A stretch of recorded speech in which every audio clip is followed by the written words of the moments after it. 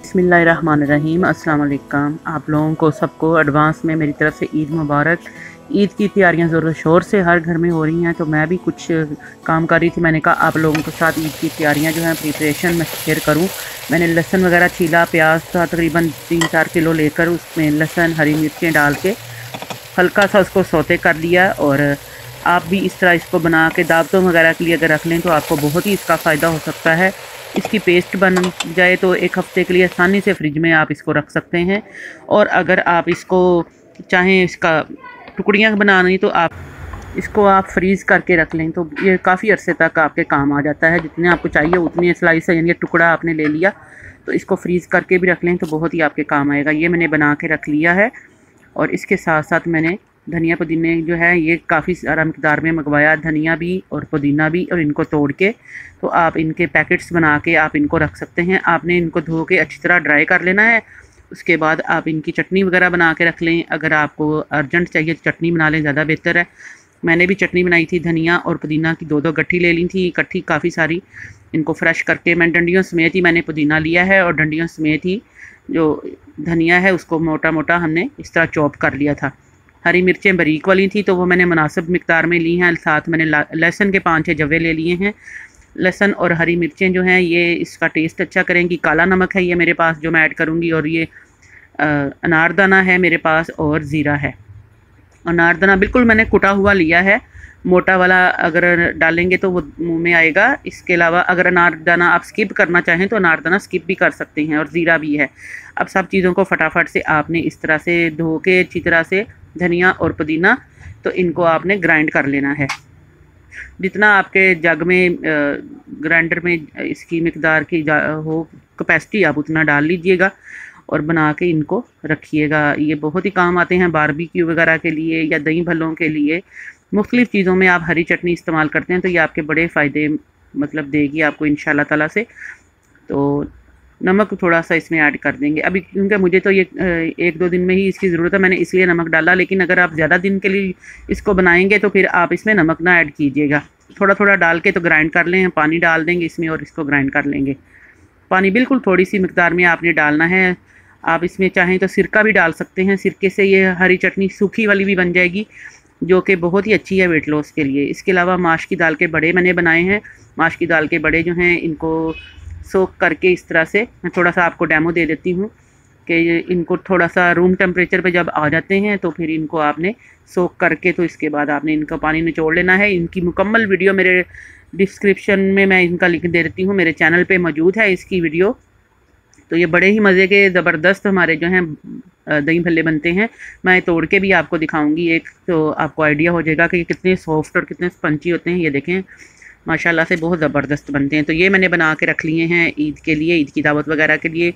गोश्त बकरे का जो है उसमें लहसुन अदरक नमक मिर्च हल्दी वगैरह डाल के तो इसको मैंने हाफ़ टन करके यानी कि इसको गला के मैं रख लेती होती हूँ, ताकि ईद वाले दिन मुझे ज़रूरत पड़े तो फिर फटाफट से बस इसके अंदर मैंने आलू डालने हैं या इसका कोरमा बनाना है या मैंने दही वगैरह डाल के इसको भूनना है, जो भी करना है वो मैं कर लूँगी।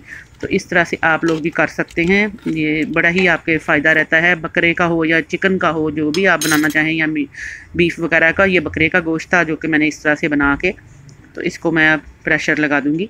इसके अलावा थोड़े से मैंने बारबेक्यू के लिए जो हैं वो सीख कबाब वगैरह बनाए और कोफ्ते वगैरह बना के रखे, फ्रीज़ कर लेती हूँ मैं इनको। तो ये बड़े ही फ़ायदे देते हैं। इनके साथ आप इनका सालन वगैरह बनाना चाहें सालन बना लें। अगर आप इनको एज़ इट इज़ बारबेक्यू की प्लेटर में डालना चाहें तो वो भी कर सकते हैं। तो फटाफट से साथ साथ ये बन रहे हैं, साथ साथ मैंने कहा मैं इसको शूट कर लूँ वीडियो को और आप लोगों के साथ शेयर करूँ। तो बस आपने नॉर्मल सा कलर देना होता है इनको और इस तरह से आप बना के इनको रख सकते हैं। कीमा वगैरह जो है कोफ्तों के लिए या सीख कबाबों के लिए आप 1 दिन पहले बना के उसको रख लें। तो इस तरह से आप कोफ्ते जब बनाएंगे या जो चीज़ भी बनाएंगे ना आपके बड़े काम आएगी। मैंने जितने मुझे चाहिए होते हैं मैं ईद से 1-2 दिन पहले इनको बना के तो रख लेती हूँ। और अगर आप फ्रीज़ करना चाहें रमज़ान मुबारक के लिए तो फिर आप पहले से बना के तो फिर आप इनको प्रॉपर जो है कलर जिस तरह हल्का सुनहरी होता है बस इस तरह का कलर दे के तो आप इनको कर लें। तो मैंने भी इनको थोड़े से मैंने कोफ्ते बनाए थे। मैं थोड़ा सा आपको दिखाती हूँ इसका कलर कितना खूबसूरत आया है। ये देखिए माशाल्लाह से बहुत ही जूसी और बेहतरीन हमारे ये कोफ्ते तैयार हुए हैं। तो ये भी मैं बना के रख लेती हूँ, इनका बहुत फ़ायदा रहता है। आपने सालन वगैरह में डालने हैं तो आप उसमें डालें, या एज़ इट इज़ आप इनको सर्व करना चाहें तो आप बॉल्स वगैरह के तौर पे भी इनको यूज़ कर सकते हैं। इसके अलावा गोला कबाब बनाए थे थोड़े से। बारबेक्यू प्लेटर के लिए तमाम चीज़ें जो हैं वो मैंने रेडी की हैं। इन तमाम की, गोला कबाब की, सीख कबाब की और कोफ्तों की जो है रेसिपीज़ मेरे चैनल पे ऑलरेडी माशाल्लाह से मौजूद हैं। मैं आपको लिंक जो है डिस्क्रिप्शन में दे दूँगी, तो आप लोग ज़रूर देख लीजिएगा। ईद की प्रिपरेशन से आपको एक तो ये फ़ायदा होता है कि ईद के दिन आपको ज़्यादा मेहनत नहीं करनी पड़ती।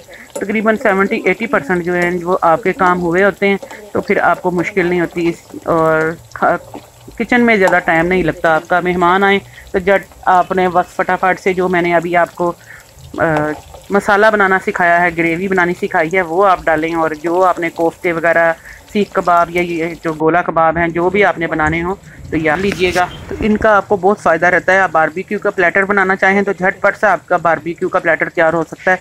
सिर्फ आप इनको सौते हल्का सा कर लेंगे, क्योंकि ऑलरेडी ये कुक होते हैं। बस इनको आपने कलर वगैरह देना होता है तो दे लें। साथ साथ ही मैं इनको बनाती जा रही हूँ। देखें, मैंने ट्रे के अंदर इनको बना के सीख कबाबों की शेप दे कर और गोला कबाब की और कोफ्तों की शेप दी थी।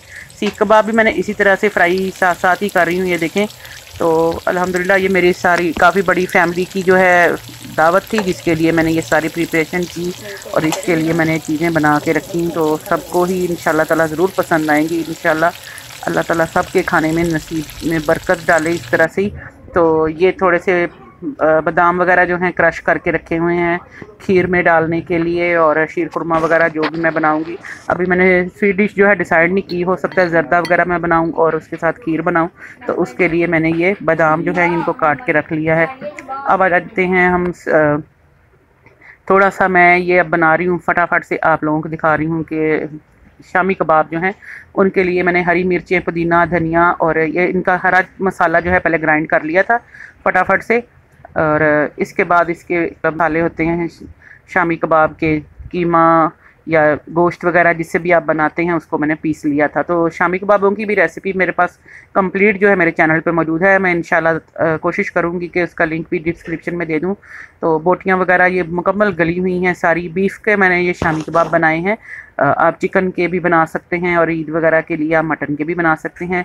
तो बहुत ही ज़बरदस्त अल्हम्दुलिल्लाह ये शामी कबाब बने हैं और रेशेदार शामी कबाब बने हैं। इनका आप देखेंगे टेक्सचर, गोश्त जो होता है उसको आपने इस तरह से चॉप कर लेना है हरे मसाले के साथ, और दाल जो होती है उसको आपने अलहदा से पीस लेना इस तरह सख्त। अब हाफ क्वांटिटी मैंने दोनों चीज़ों की रखी है, यानी कि गोश्त वाला जो सारा रेशादार है और दाल जो है, इनको सबको फिर मैंने मिक्स कर लिया। आप लोगों के लिए ज़रा फास्ट मैंने वीडियो अपलोड की है कि ताकि आपको पता चले कि ये किस तरह से बनाए मैंने। इस तरह से बस अब सारे शामी जो हैं बना के तो मैं इनको फ्रीज़ कर लूँगी इंशाल्लाह ताला। आप इनको 1 महीने के लिए तो आसानी से फ्रीज़ कर सकते हैं। बस इसी तरह ट्रे जो है फ्रीज़र में रख दें। जब ये सख्त हो जाएंगे तो पैकेट्स बना के आप रख लें, आपकी बड़ी बचत हो जाती है। फटाफट से आप मेहमान आए तो आप यूज़ कर लें। शामी कबाबों के बाद ये देखें, पास्ता जो है इसको बॉयल करके रख लेते हैं हम लोग। ये बहुत फ़ायदा इसका होता है। कभी भी आपने झटपट से कोई सैलड वगैरह बनाने हैं, पास्ता सैलड, तो उनके लिए आपको ऑयल लगा के इसको बॉयल करके रख लें तो बहुत ही इसका फ़ायदा रहता है। ये अब मैं गोश्त थोड़ा सा जो है इसको बना रही हूँ। तो गोश्त जो है ये मेरे पास बकरे का है और इसमें ये मैंने प्याज शामिल किया है। तकरीबन 2 किलो बकरे का गोश्त है और इसके अंदर तकरीबन 1 किलो प्याज है और 3 टमाटर हैं। तो आपने जितनी ग्रेवी रखनी होगी उसके हिसाब से आप डाल लीजिएगा। लहसुन अदरक ग्राइंड किया हुआ फ्रेश जो है मेरे पास, चॉप किया हुआ जो मैंने पेस्ट बनाई हुई है, अभी फ्रेश आपको बनानी सिखाई है, वो मैंने इसके अंदर ऐड कर दी है। और इसके साथ थोड़े से बस हल्के से मसाले डाल के तो इसको मैं बना के रख लूँगी। मसाले आप अपनी मदद मतलब जो भी आपके घर के होते हैं नॉर्मल, बस वो यूज़ कर लें। बाकी जब आप इसको एट अ टाइम भूनेंगे या जो भी इसका यूज़ करेंगे, इस वक्त आप इसके अंदर कौरमा मसाला या जो भी आप इसमें कढ़ाई मसाला वगैरह डालना चाहेंगे तो डाल लीजिएगा। नमक, मिर्च, हल्दी और गरम मसाला वगैरह मैंने डाल के तो इनको बना के रख लिया था। तो इसको गला के मैंने साइड पे रख लिया था। ये देखें, सीख कबाब भी मेरे तैयार हो गए थे। इनको कोयले का धुआं दे के, जब आपके मतलब गेस्ट आने वाले हों, आपने सालन बनाना हो तो कोयले का धुआं दे के इनको बना के रख सकते हैं। तो ये तमाम चीज़ें बनाने का मेरा मकसद ये था कि मैं आप लोगों से ये शेयर करूँ। रमज़ान मुबारक का बिल्कुल एंड चल रहा है और ईद का जो है वो पता नहीं कब, ये मतलब रात को बाज़ दफ़ा देर से भी ऐलान कर देते हैं कि जी सुबह ईद है। तो अगर आपने 1 आध दिन पहले इसकी तैयारी की हुई होगी इस तरह से तो आपके बहुत से काम जो हैं वो हो सकते हैं। अल्लाह ताला आप लोगों के भी दस्तरखानों को इसी तरह से हरा भरा रखे और आप लोग इसी तरह से अपने प्यारों के लिए दावतें बनाएं और सजाएं और खुशियों वाली ईदें आप सबके घरों में आएँ और अल्लाह पाक आपकी इबादत को कबूल करे। रमज़ानुल मुबारक में जितनी भी इबादत की हैं और जो दुनिया से चले गए अल्लाह ताला उनकी मग़फ़िरत करे और हमारे आने वाले जो दिन हैं वो हमारी खुशियों वाले दिन अल्लाह ताला हमारे लिए लेकर आए। तो उम्मीद करती हूँ आज की ये वीडियो आपके बहुत ही काम आएगी और इंशाअल्लाह ताला मुझे फ़ीडबैक में आप लोग ज़रूर बताइएगा कि आज आपको ये ईद की प्रिपरेशन कैसी लगी। आप लोग भी इसको ज़रूर ट्राई कीजिएगा और इस तरह से ही अगर कोशिश करेंगे तो आपके बहुत से काम जो हैं फटाफट से हो जाएंगे और ईद का दिन जो है वो आपका बड़ा ही पुरसुकून गुजरेगा। तो दुआओं में याद रखिएगा। अल्लाह हाफिज़।